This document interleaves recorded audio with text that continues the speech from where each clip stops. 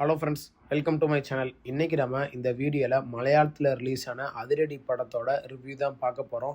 இந்த படத்தோட கதையை பற்றி பார்த்தோம்னா, படத்தோட ஸ்டார்டிங்லேயே ஒரு காலேஜில் ஃபெஸ்ட்டு நடந்துக்கிட்டு இருக்கு. அப்போ எதிர்பாராத விதத்தில் 3 பேர் இறந்து போயிடுறாங்க அந்த ஃபங்க்ஷனில். அதனால அந்த காலேஜ் மேனேஜ்மெண்ட் இன்னமேலு இந்த காலேஜுக்கு ஃபங்க்ஷன் எதுவுமே கிடையாது அப்படின்னு சொல்கிறாங்க. அதுலேருந்தே அந்த காலேஜில் வர ஸ்டூடெண்ட்ஸ் எல்லாருமே கொஞ்சம் கஷ்டப்பட்டுக்கிட்டு இருக்காங்க. அப்போது நம்ம ஹீரோ பேசில் ஜோசப் அந்த காலேஜில் சிவில் இன்ஜினியரிங்கில் ஜாயின் பண்ணுறாரு.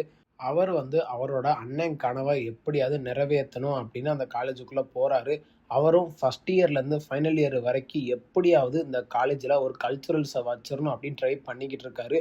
கடைசியில் அவர் நினச்ச மாதிரியே கல்ச்சுரல்ஸை வச்சாரா இல்லையா, அப்படியே வச்ச கல்ச்சுரல்ஸை நம்ம டொவினோ தாமஸ் என்ன பண்ணார், கடைசியில் ஃபங்க்ஷன் நடந்துச்சா இல்லையா, இதுதான் இந்த படத்தோட மொத்த கதையே.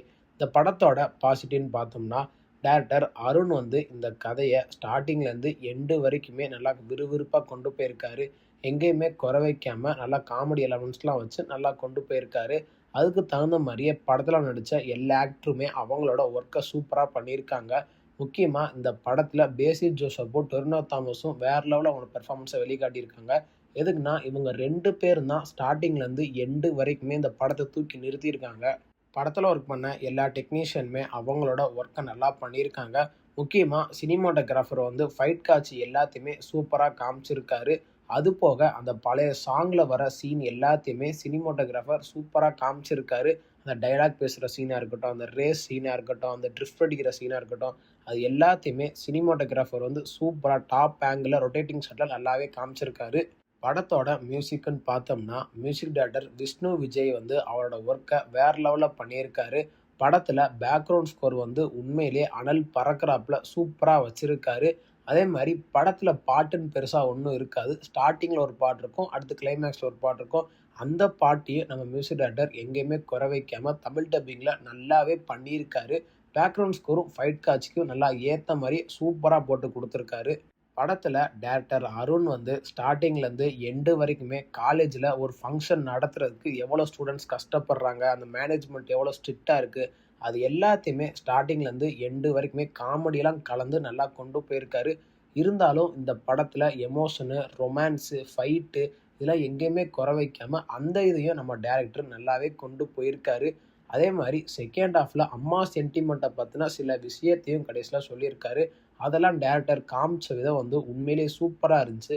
அதே மாதிரி ஒரு மியூசிக் டைரக்டர் எவ்வளோ கஷ்டப்பட்டு பாட்டு எழுதுகிறாங்க, பாட்டு பாடுறாங்க, அதையும் ஒரு மியூசிக் டைரக்டர் சொன்னால் எப்படி இருக்குமோ அதையும் நம்ம டைரக்டர் சூப்பராக காமிச்சிருக்காரு. படத்தில் டைரக்டர் லவ்வாக இருக்கட்டும், எமோஷனாக இருக்கட்டும், ஃபைட்டாக இருக்கட்டும், காமெடியாக இருக்கட்டும், இதெல்லாம் எங்கேயுமே குறை வைக்காமல் நல்லா கொண்டு போயிருக்காரு. அதே மாதிரி படத்தில் பேசில் ஜோசப்போட ஆக்டிங்கை பற்றி நம்ம சொல்லியே ஆகணும். எதுக்குன்னா, அவரோட ஃபேஸ் ரியாக்ஷனுக்காண்டியே இந்த படத்தை நம்ம எத்தனை வாட்டினாலும் பார்க்கலாம். அந்த அளவுக்கு அவரோட நடிப்பை இந்த படத்தில் வேறு லெவலில் வெளிக்காட்டியிருக்காரு.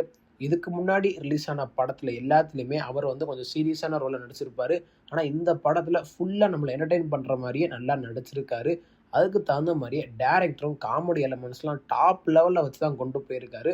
எமோஷன் காட்சியும் பேசில் ஜோசப்க்கு சூப்பராகவே ஆப்டாகிற மாதிரியே கடைசி கிளைமேக்ஸில் ஒரு சம்பவம் பண்ணியிருப்பார். அதையும் நம்ம டைரக்டர் சூப்பராக மக்களுக்கு ஏற்ற மாதிரி காமிச்சிருக்காரு. படத்தோட நெகட்டிவ்னு பார்த்தோம்னா, படத்தில் பெருசாக கதைன்னு சொல்கிறதுக்கு ஒன்றும் இருக்காது. ஒரு ஃபங்க்ஷனை நடத்துறதுக்கு காலேஜ் ஸ்டூடெண்ட்ஸ் எவ்வளோ கஷ்டப்படுறாங்க, அதே மாதிரி அவங்க அண்ணனோட பர்சனல் லைஃப்பில் இருக்கிற அந்த இன்சிடெண்ட்டை எப்படியாவது மறக்கடிக்கணும் அப்படின்னு ஒரு தம்பி போராடுறான். அது ஒரு நார்மலான கதையை வச்சு தான் நம்ம டைரக்டர் 2.5 மணி நேரம் படத்தை கொண்டு போயிருக்காரு.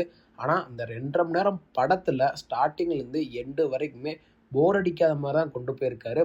பெருசாக நம்ம இந்த படத்தை பார்க்கும்போது கதையை நம்ம நோட் பண்ணவே மாட்டோம். எதுக்குன்னா, அந்த அளவுக்கு டைரக்டர் அவர் ஸ்க்ரீன் பிளேவை நல்லா விறுவிறுப்பாக கொண்டு போயிருக்காரு. நான் எதுக்கு அப்படி சொல்கிறேன்னு படம் பார்க்கும்போது உங்களுக்கே தெரியும். மற்றபடி இந்த படத்தில் பெருசாக நெகட்டிவ்னு சொல்கிறதுக்கு ஒன்றும் இல்லை.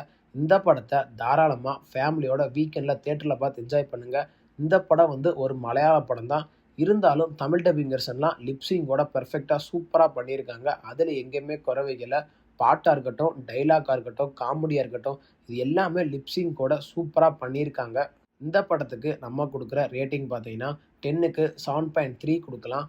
இந்த வீடியோ உங்களுக்கு பிடிச்சிருந்தா மறக்காமல் நம்ம சேனலை லைக் பண்ணி, கமெண்ட் பண்ணி, ஷேர் பண்ணுங்கள். மறக்காமல் நம்ம சேனலை சப்ஸ்கிரைப் பண்ணி பக்கத்தில் இருக்க பெல் பட்டனை கிளிக் பண்ணி விட்ருங்க. தேங்க்யூ ஃபார் வாட்சிங் திஸ் வீடியோ.